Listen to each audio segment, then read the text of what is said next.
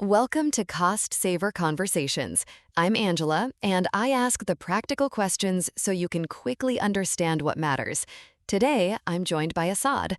Hi, Angela. We are unpacking UK Train Delay Repay Guide, Claim More with DR15 and DR30 compensation today, and tying it back to the wider cost saver ecosystem, including tools like UK Train Delay Repay Calculator, DR15 and DR30 compensation, so you can turn insights into action quickly. Just a heads up before we dive in, we are your synthetic hosts. We are great with numbers, but as AI, we can sometimes be confidently wrong. Think of us as the digital versions of your most knowledgeable, slightly caffeinated friends. Exactly. Treat this chat as a smart estimate only, not as professional financial guidance. Always check important details with official sources or a qualified expert before making any big decisions. Welcome back to the Cost Saver Podcast, everyone. Today, we're getting into something that I think affects a huge number of us in the UK, but we just sort of accept it. Train delays, and more specifically, getting your money back when they happen. Assad, you've been digging into this one. Yeah, I have. And honestly, it's kind of maddening when you see the numbers.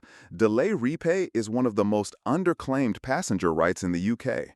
We're talking tens of millions of pounds a year that just quietly goes back to the train companies because people don't claim. Wait, tens of millions? Tens of millions, yeah. That's not what I was expecting you to say. I was thinking, maybe a few million here and there, but tens of millions? Yeah, and to make it more concrete, like a typical London commuter with a $3,800 annual season ticket who gets delayed twice a week, which, let's be honest, is not unusual, they're probably leaving somewhere between $150 and $400 a year unclaimed. Over 5 years, that's the price of a decent holiday. Just gone. Hand it back to the operator. A holiday. That's such a painful way to put it. I know, right? But it's true. Okay, so the scheme is called Delay Repay. Is it new or has it been around a while? Because I feel like I've heard of it, but I've never actually done anything about it. It's been around. It sits on top of the older National Rail Conditions of Travel, but the key thing is it's more generous. It pays out from delays as short as 15 minutes on many operators. But, and this is the catch, you have to know it exists, you have to know which threshold your specific operator uses, and then you actually have to be bothered to file the claim. And that gap, that claims gap, is what the industry kinda quietly relies on. Right. So the 15 minutes thing, that's a really important number. But you said many operators. So it's not always 15? No, and this is where people get tripped up. There are two main flavors, DR15 and DR30, and getting this wrong is honestly the single most common reason people underclaim or just don't claim at all. DR15 and DR30. Okay, I'm guessing the numbers are the delay thresholds? Exactly. So DR15 kicks in at 15 minutes. If you're delayed 15 to 29 minutes, you get 25% of the single fare back, or 12.5% of a return. 30 to 59 minutes late, that jumps to 50% of a single, 25% of a return. 60 to 119 minutes, you're looking at the full single fare back or 50% of a return. And then, 120 minutes or more, the whole ticket price, single or return. So even a 15-minute delay gets you a quarter back. I mean, that's not nothing. It's really not. And DR30, the older scheme, it only starts paying out at 30 minutes. So those 15 to 29-minute delays, you get absolutely nothing under DR30. Oh, that's a big difference. Huge difference. And the best way to check which one your operator uses is just look at their compensation page or use a calculator that has the operators preloaded. Takes a moment, but it changes the maths completely. Good tip. Okay, so what about more complicated tickets, like season tickets or those cheap advance fares? Yeah, so it does get fiddlier. For a season ticket, operators divide the annual cost by a set number of journeys, usually around 464 single journeys for an annual ticket based on a working year, and that gives you a per-journey value. Compensation comes off that.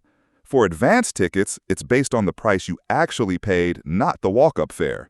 So, if you got a $15 advance on a route that normally costs $80, your compensation is a percentage of that 15. Does that make sense? Yeah, no, that makes total sense. Slightly annoying if you got a bargain, but fair enough. Yeah, exactly.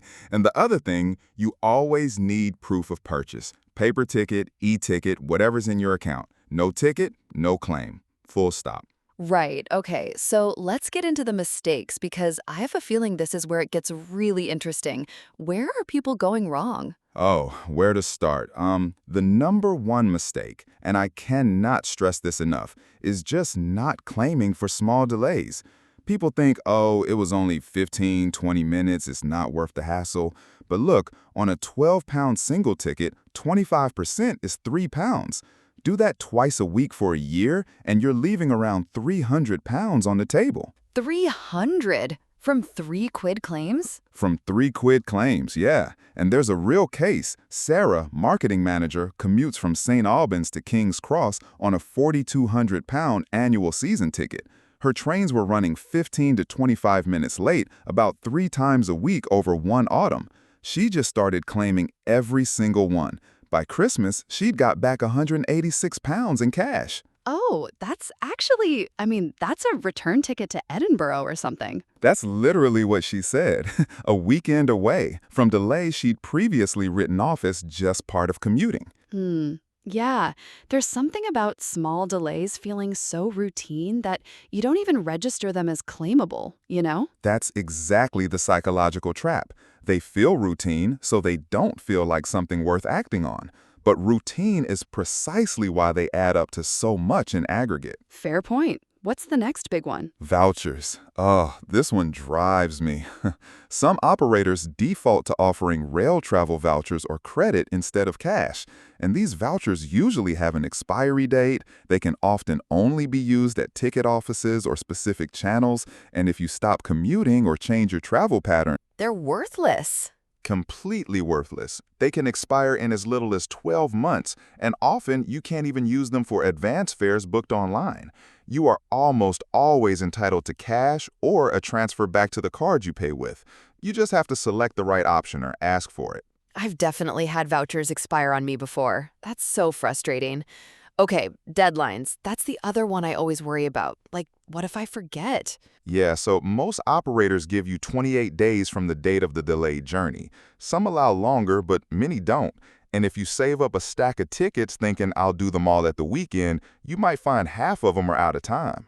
Oh no. Yeah, so the advice is get into the habit of claiming within a week. Bookmark the claim page on your phone. Once you've done it a couple of times, a typical claim takes sort of 5 to 10 minutes. It's really not that bad. That's quicker than I thought, actually. Okay, here's one that confuses me. What if the train left really late, but then, made up time? What counts as the delay? Great question. So it's your arrival delay at your destination, not the departure delay. If your train left 40 minutes late but made up 15 minutes on the way, your delay is 25 minutes, not 40. Conversely, if you got rerouted on a slower service, your delay is the extra time versus your scheduled arrival. You can check actual times on real-time trains or National Rail inquiries. Oh, that's a really important distinction. I bet loads of people get that wrong. They do, yeah. And the other one, cancellations. If your train is canceled and you take a later service, the delay is calculated from the scheduled arrival of your original train.